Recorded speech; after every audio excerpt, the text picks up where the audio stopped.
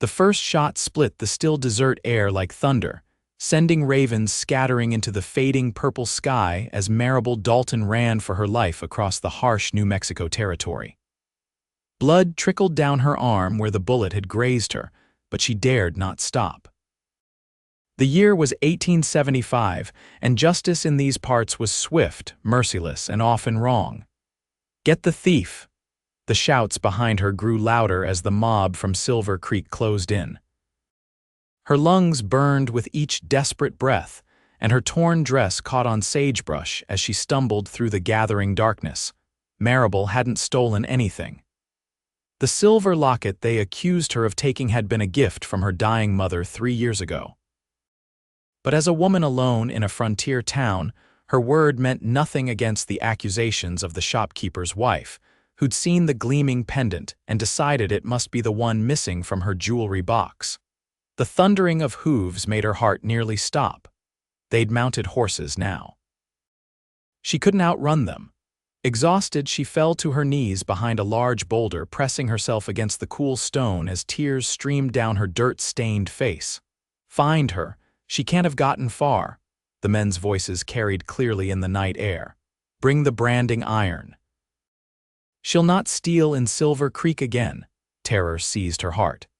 She had heard whispers of frontier justice thieves branded with hot irons, permanently marked for their crimes. She clutched her mother's locket, her only possession of value, wishing she had never worn it into town.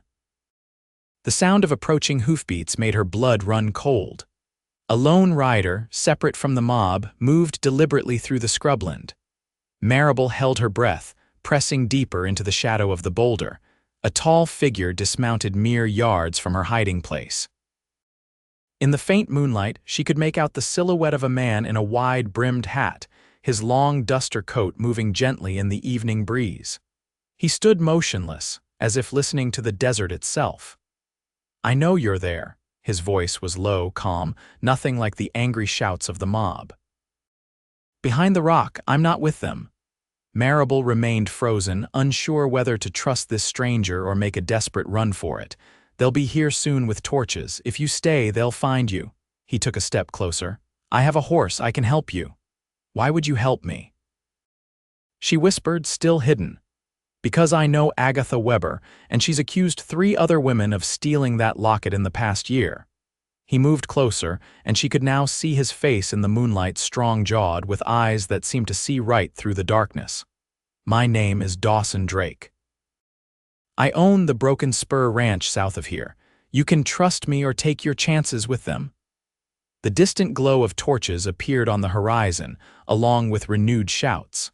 Maribel made her decision and stepped out from behind the rock. "I didn't steal anything," she said, chin raised despite her fear. Dawson nodded once.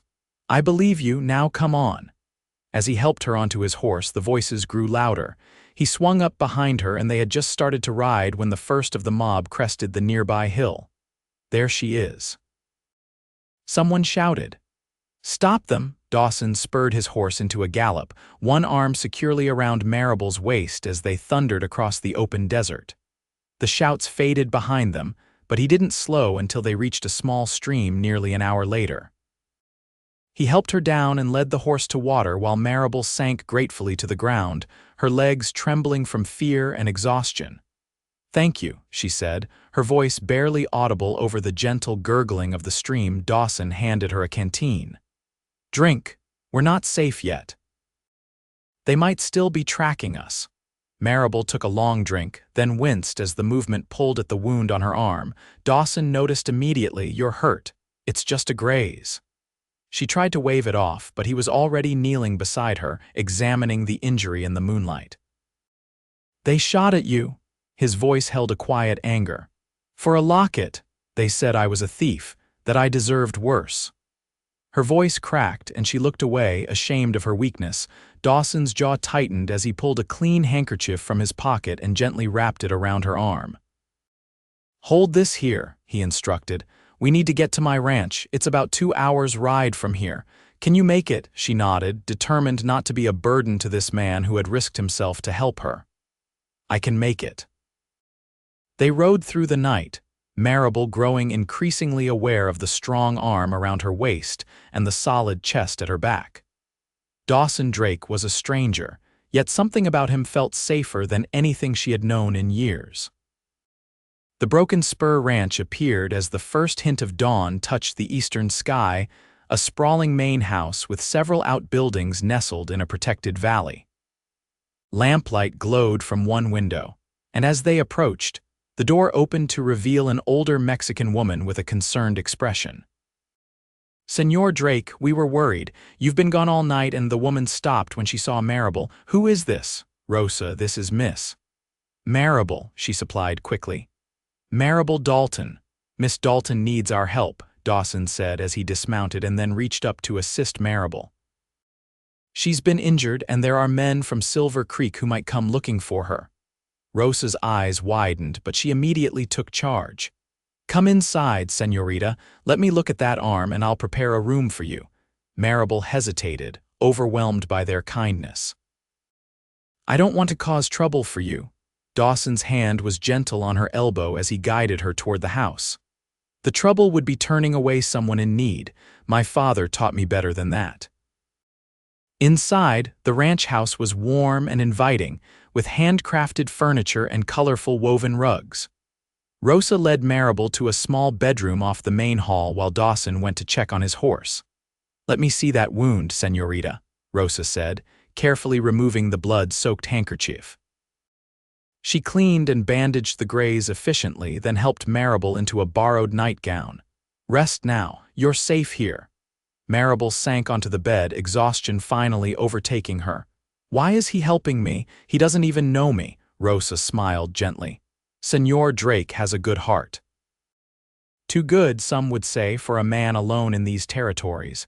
But he believes in justice, real justice, not what those town mobs call justice. "The Silver Creek people will come looking for me." "Let them come," Rosa said firmly. "This is Drake land, even the sheriff respects the boundary." She patted Maribel's hand. "Sleep now, things will look better in the morning." But morning brought new worries. Maribel woke to the sound of horses and men's voices. She rushed to the window to see Dawson standing on his porch, facing Sheriff Wilson and 3 other men from Silver Creek. "She's a thief, Drake," the sheriff was saying. "Stole a valuable silver locket from Mrs. Weber." "Did you see her take it?" Dawson's voice was calm but carried an edge of steel. "Agatha Weber's word is good enough for me," one of the men said, "and we aim to make sure she never steals again." Maribel's blood ran cold as she saw the branding iron one of the men held. The iron rod was already glowing red at the tip, and she could make out the word thief formed in the metal. "She's not here," Dawson lied smoothly. "And even if she was, I wouldn't turn a woman over to be branded like cattle," the sheriff shifted uncomfortably. "Now, Dawson, we got laws. Is it law to brand a person without trial, to hunt a woman across the desert and shoot at her?" Dawson took a step forward. "This is my land, Sheriff. You and your men need to leave. We know she's here, Drake," one of the men spat. "Zeb saw you riding double last night." The tension grew as the men dismounted, hands hovering near their guns. Maribel couldn't let this happen. She couldn't let Dawson face danger for her sake. Before Rosa could stop her, she slipped out of the bedroom and onto the porch. "I'm here," she said, her voice stronger than she felt. "And I didn't steal anything." The men turned toward her, and the one with the branding iron smiled cruelly. "Time to learn your lesson, girl." He started toward the porch, but Dawson moved with surprising speed, placing himself between Maribel and the approaching men. In one fluid motion, he removed his long duster coat and wrapped it around her shoulders. "She's mine," he said, his voice deadly quiet. "My fiancée. Touch her and it'll be the last thing you do." A stunned silence fell over the yard. Maribel stared at Dawson's back, scarcely believing what she'd heard. The sheriff was the first to recover. "Fiancée, since when, Drake?" "Since before she went to Silver Creek," Dawson replied without hesitation. "That locket she supposedly stole, it was a gift from her mother. She's worn it for years." "Agatha Weber says different," one of the men argued. "Agatha Weber also claimed Emily Carson stole it last month, and Sarah Miller before that," Dawson countered. How many lockets has she lost, exactly? Uncertainty crossed the sheriff's face. Is that true, Miss Dalton? That locket belonged to your mother. Maribel stepped forward, still wrapped in Dawson's coat. My mother gave it to me before she died of tuberculosis 3 years ago. Inside is a small portrait of my father who was killed at Gettysburg. It's all I have left of them. Show them, Dawson said gently. With trembling fingers, Maribel removed the locket from around her neck and opened it to reveal a tiny, faded photograph of a man in a Union Army uniform. The sheriff examined it carefully, then handed it back. This doesn't look like the locket Agatha described, he admitted reluctantly. She said hers had a diamond inset and no picture inside. The man with the branding iron wasn't satisfied. She's still a thief. Agatha wouldn't lie. Put that iron away, Hank, the sheriff ordered, his conviction clearly wavering. We don't brand people in this territory not without absolute proof. But sheriff, I said put it away. The sheriff turned back to Dawson. I'm sorry for the confusion, Drake. If she's truly your fiancée, I reckon that's the end of it. Dawson's stance didn't relax. I want your word they won't come after her again, Sheriff. No more accusations, no more hunting her down like an animal. The sheriff nodded solemnly.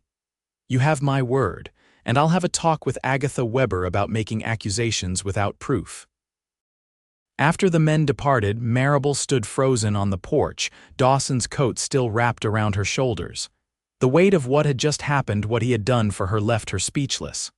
Are you all right? He asked, turning to face her. Why did you do that? She whispered. Tell them I was your fiancée. It was the fastest way to protect you, he said simply. In these parts, a woman alone has few rights, but a man's fiancée is under his protection. But now they think we're to be married. A hint of a smile touched his lips. It bought us time. Once things settle down, we can quietly end the engagement. Rosa appeared at the door, looking relieved. Senor, breakfast is ready. You both must be hungry after such a morning. Over breakfast, Maribel learned more about Dawson Drake.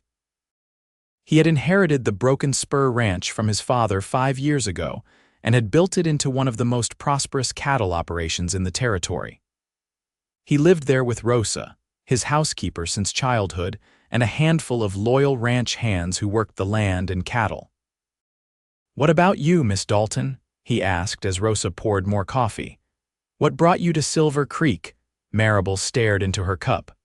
I was a schoolteacher in Santa Fe, but the school closed when the town lost its mining contracts. I heard Silver Creek needed someone to teach the children, so I came to apply for the position. Alone, that's a dangerous journey for a woman.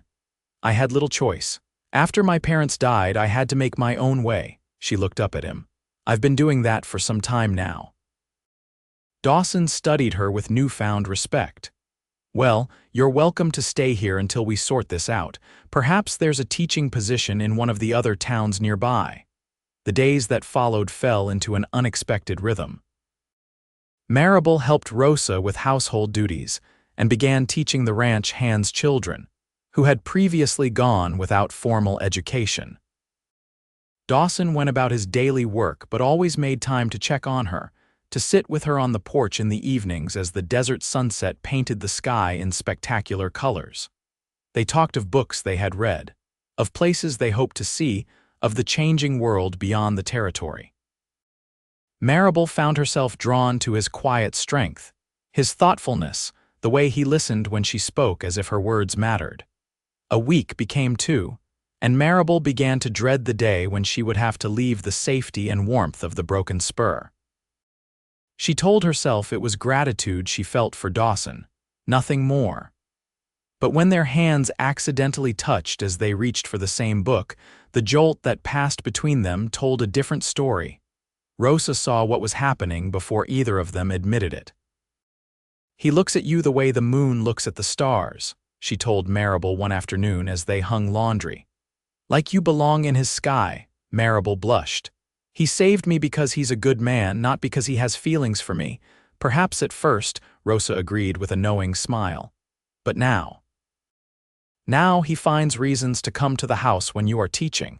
He has read more books in these 2 weeks than in the past year. He is a man beginning to dream again, señorita. The truth of Rosa's words became clearer that evening when Dawson invited Maribel to ride with him to see a special place on his land. They rode side by side this time, Maribel on a gentle mare Dawson had chosen especially for her. He led her to a high mesa overlooking the valley, where a single ancient oak tree stood against the endless sky. They dismounted, and Dawson spread a blanket beneath the tree's sprawling branches. "My father brought my mother here when he first asked her to marry him," Dawson said as they sat watching the sun begin its descent. "He said the oak was like true love, something rare and strong that defies the harsh land." Maribel's heart quickened. "It's beautiful." "I've never brought anyone else here," he admitted, his eyes finding hers. "Why me?" she asked softly. He was silent for a long moment. "Because when I saw you that night, hiding behind that rock, afraid but still fighting, something changed for me. I've been alone a long time, Maribel. Running this ranch, doing what needs to be done, I thought that was enough. And now I find myself thinking of reasons why you should stay."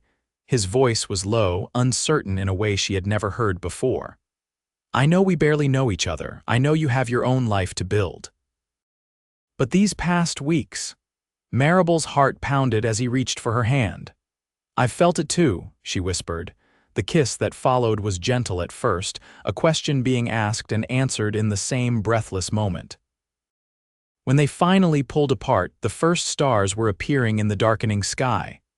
"I'm not asking for promises," Dawson said, his forehead resting against hers.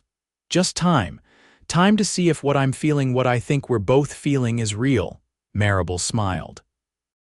"Time is one thing I seem to have now, thanks to you." Their courtship unfolded slowly over the following weeks. Dawson taught Maribel to ride better, to shoot a rifle for protection, to identify the hidden signs of water in the desert landscape. She brought music back into the ranch house with her clear singing voice, organized the long, neglected library, and continued teaching the children with a passion that impressed everyone who saw her at work. Word spread throughout the territory about the schoolteacher at Broken Spur Ranch. Parents from neighboring ranches began sending their children to learn from Miss Dalton, as she became known. Even a few families from Silver Creek cautiously approached, having heard of her skill with difficult students. One such parent was none other than Agatha Weber, who arrived one afternoon with her sullen 10-year-old son in tow. Maribel froze when she saw the woman, but Dawson was quickly at her side, his presence a steady comfort. "Mrs. Weber," he greeted coolly. "What brings you to Broken Spur?" Agatha looked uncomfortable, avoiding Maribel's eyes. "My Henry needs schooling. They say Miss Dalton is the best teacher in 3 counties. She is," Dawson agreed. "But given your previous accusations against her, I'm surprised you'd trust her with your son." Agatha's cheeks flushed. "The sheriff made inquiries. It seems my locket was found in my own jewelry box behind a false panel I'd forgotten about." She finally looked at Maribel. "I've come to apologize, Miss Dalton. What almost happened to you was unforgivable. But I hope you might find it in your heart to teach my Henry. He needs a firm hand." The apology was stiff, perhaps not entirely sincere, but it was a public acknowledgement of Maribel's innocence. She glanced at Dawson, who gave her a subtle nod of support. "Every child deserves an education, Mrs. Weber," Maribel said finally. "Henry is welcome in my classroom, provided he follows the rules like everyone else." That evening, as they sat on the porch watching the sunset, Dawson took her hand. "You're remarkable, you know that. After what she did, most people wouldn't have been so forgiving."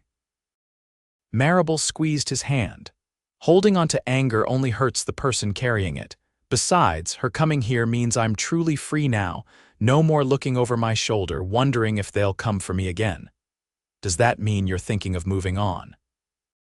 Dawson asked, trying to keep his tone casual but unable to hide the concern in his eyes.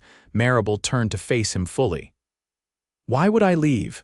I have a school full of children who need me. I have Rosa, who's become like family." She paused, gathering her courage. "And I have you, unless..." Our engagement is still just for show." Dawson's smile was slow and warm as he reached into his pocket and pulled out a small velvet pouch. "I've been carrying this around for a week, waiting for the right moment." He opened the pouch and tipped a delicate gold ring with a small pearl into his palm. "It was my mother's. My father gave it to her under that oak tree." Maribel's breath caught as he slid from the porch swing to one knee before her. "Maribel Dalton, I know our beginning was unusual to say the least, but loving you has been the most natural thing I've ever done. Will you marry me?"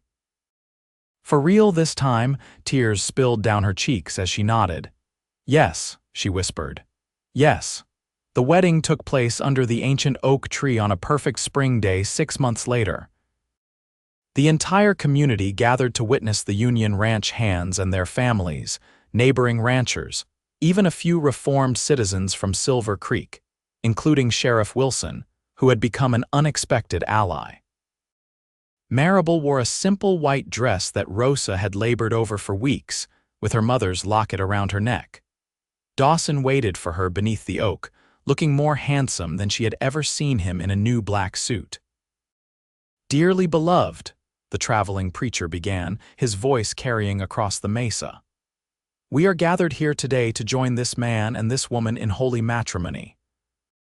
As they exchanged vows, Maribel thought of that terrifying night months ago, how she had run for her life, certain that her future held nothing but pain and injustice.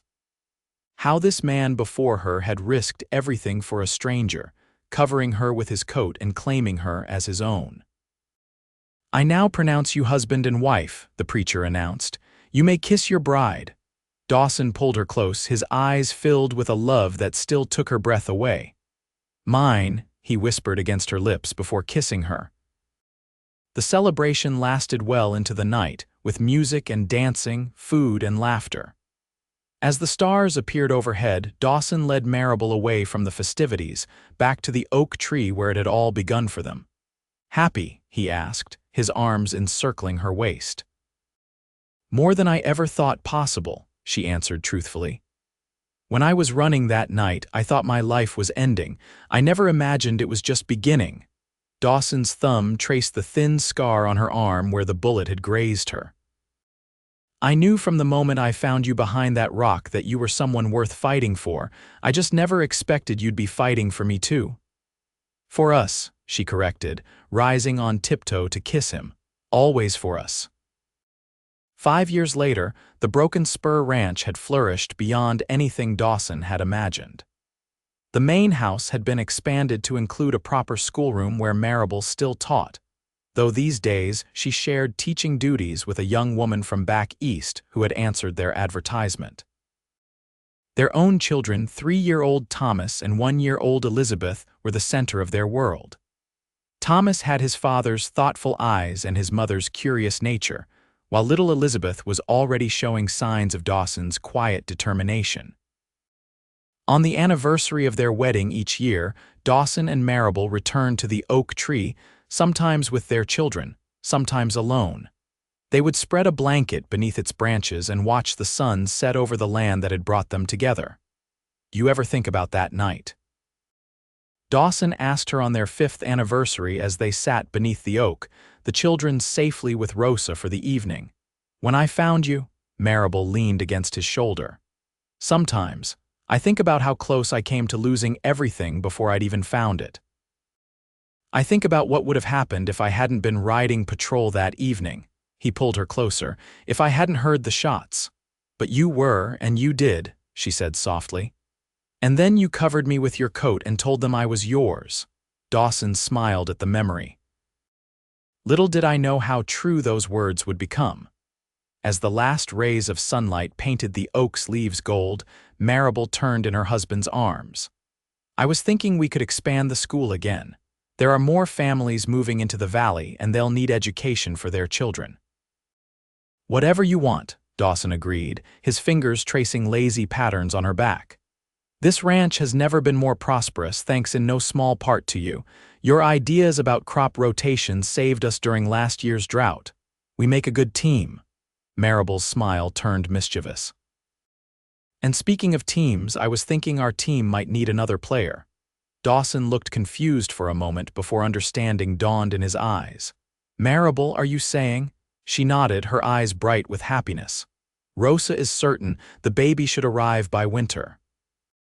His whoop of joy echoed across the mesa as he lifted her in his arms and spun her around. When he set her down, his expression was tender. "I fall in love with you more every day, Maribel Drake. Do you know that?" "I do," she whispered against his lips, "because I feel exactly the same way." As night settled over the Broken Spur Ranch, the ancient oak stood witness to their love, a love born in desperate circumstances but nurtured with courage, trust, and unwavering devotion. From a night of fear had come a lifetime of joy, proving that sometimes the darkest moments can lead to the brightest futures. And in the years that followed, when their children asked how they met, Dawson and Maribel would share their story of a false accusation, a daring rescue, and the words that changed everything. "She's mine."